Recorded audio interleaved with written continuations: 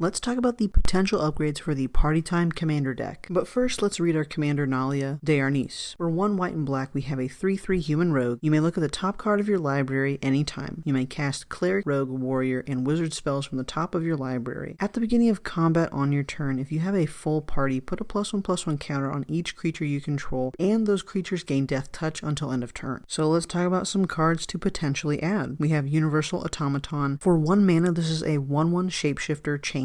So that means this is every card type, so this can give us a Cleric if that's what we're missing from our full party. Next, we have Keen Duelist for 1 and a black. It's a 2/2 human wizard. At the beginning of your upkeep, you and target opponent reveal the top card of your library. You each lose life to the mana value of the card revealed by the other player. You each put the card you revealed into your hand. We can kind of manipulate the top card of our library by casting one of our party members from the top of our library, because we can always look at the top no matter what, as long as we got our commander out. So by the time it's our upkeep, or a little bit before, we can potentially mess with our opponents on Keen Duelist ability. Una's Blackguard. So this is a 1/1 fairy rogue with flying. Each other rogue creature you control enters the battlefield with an additional +1/+1 counter on it, which is fine, but most importantly, whenever a creature you control with a +1/+1 counter on it deals combat damage to a player, that player discards a card. This is rough, especially when we have our full party out, we have everybody with a +1/+1 counter and Death Touch. Our opponents are going to have to block if they don't want to discard. Morbid Opportunist. Whenever 1 or more other creatures die, draw a card. This ability triggers once each turn. With our commander giving our creatures Death Touch as long as we have our full party, it's likely a creature will die or our opponents are going to have to take the life. Also, is it worth it for our opponents to give us a card if one of their creatures die? I would think not, so this is going to be a difficult card for our opponents and a great one for us. Let's talk about Verigoth Bloodsky, Sire. So this is a 2/3 demon rogue with Death Touch. We can boast for 1 and a black. Target player searches their library for a card, then shuffles their library and puts that card on top. To activate this ability, this creature would have had to attack this turn, and we can only do this once each turn. So we get a tutor for this creature attacking. It already has Death Touch, but putting those +1/+1 counters on it is going to be sweet. Let's talk about Blood Tracker. This is a 2/2 vampire wizard with flying. We can pay a black and 2 life to put a +1/+1 counter on this, and when it leaves the battlefield, we'll draw a card for each +1/+1 counter on it. Together Forever. This is an enchantment. When it enters the battlefield, we get to support 2, which is putting a +1/+1 counter on up to 2 target creatures, and we can pay 1, choose target creature with a counter on it. When that creature dies this turn, we can return it to our hand, which is super helpful because if our creatures die, it's not going to affect us as long as we have the mana to bring them back to our hand. Sigard is summoned. This is an expensive enchantment for 6 mana, but creatures you control with +1/+1 counters on them have base power and toughness 4/4, have flying, and they're angels in addition to their other types, which doesn't matter, but we now have at least 4 4s, plus the +1/+1 counters on them. We're going to be dealing a lot of damage, especially with flying. It's going to be hard for them to be blocked. Deadly Alliance for 4 and a black. It's an instant, and this spell costs 1 less for each creature in your party. Your party consists of up to 1 of each Cleric, Rogue, Warrior, and Wizard, which happens to match what our commander is all about. So we get to destroy target creature or planeswalker, and this can be reduced up to 1 black mana, which is really good. Coveted Prize for 4 and a black. Same thing as Deadly Alliance. We're able to reduce the cost down to 1 black as long as we have our full party. We can search for a card, put it in our hand, shuffle our library, and if we have a full party, we can cast a spell with converted mana cost 4 or less from our hand without paying its mana cost.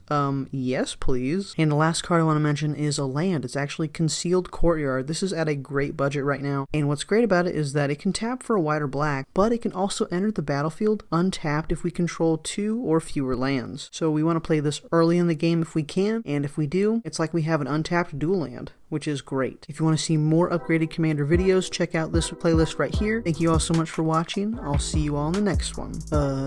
Peace.